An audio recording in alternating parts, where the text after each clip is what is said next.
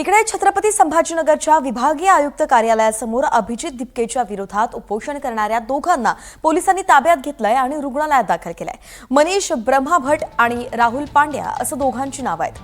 तर दिल्लीच्या जंतर मंतरवरती नीट paper leak प्रकरणाविरोधात झालेल्या आंदोलनामध्ये पोलिसांचा लाठीचार्ज झेलल्याचा आणि आंदोलनात सक्रिय भूमिका बजावल्याचा दावा करणाऱ्या या दोन कार्यकर्त्यांनी कॉकरोच जनता पार्टीचे संस्थापक अभिजित दिपके यांच्या विरोधातच उपोषण सुरू केलं होतं। आम्ही पोलिसांच्या लाठ्या खाल्ल्या आहेत, पण अभिजित आणि त्याचे मित्रमंडळी स्वतःच कमिटी स्थापन करून संघटनेचे प्रमुख बनले असल्याचा आरोप या दोघांनी केलाय आणि त्या विरोधातच त्यांचं उपोषण सुरू होतं।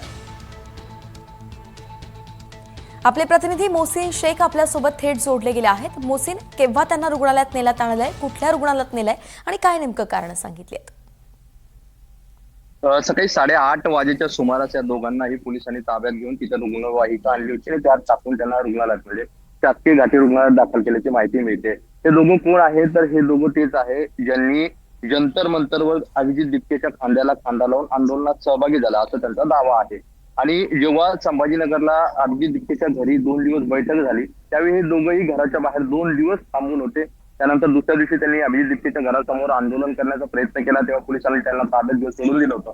मात्र त्यानंतर देखील त्यांनी विभागीय आयुक्त कार्यालयासमोर अन्नत्यागाचं उपोषण सुरू केलं होतं। 4 दिवसापासून त्यांच्या पोटात अन्नाचं कण नाही आणि त्यामुळे त्यांची प्रकृती खालावत चालली होती आणि त्यामुळेच पोलिसांनी त्यांना ताब्यात घेऊन रुग्णालयात दाखल केलं आहे। आता या दोघांची मागणी काय आहे तर यांचं म्हणणं आहे की दिल्लीवर जे जंतर मंतरवर आंदोलन झालं होतं या आंदोलनात आमच्यासह अनेक असे तरुण होते जे अभिजित दिपकेच्या खांद्याला खांदा लावून तिथे उपस्थित होते। आम्ही सीजीपीचा एक भाग आहोत। मात्र असं असताना जेव्हा सीजीपीचे प्रमुख म्हणजे मुख्य सदस्य आणि कमिटी निवडण्याची वेळ येते तेव्हा त्यांचे मित्रमंडळी, त्यांचे फ्रेंड लिस्ट मधले लोक किंवा त्यांचे नातेवाईक असे बसून हे सगळी कमिटी फायनल करतात आणि तेच सगळं हे पाहतात। तर असं कसं जमणार आणि आम्हाला देखील विचारलं जायला पाहिजे, आम्हाला देखील या सगळ्यात सहभागी करून घेतलं पाहिजे अशी त्यांची मागणी आहे आणि यासाठी ते अभिजित दिपकेने आमच्याशी संपर्क साधावा किंवा आमच्याशी बोलावं अशी त्यांची मागणी होती।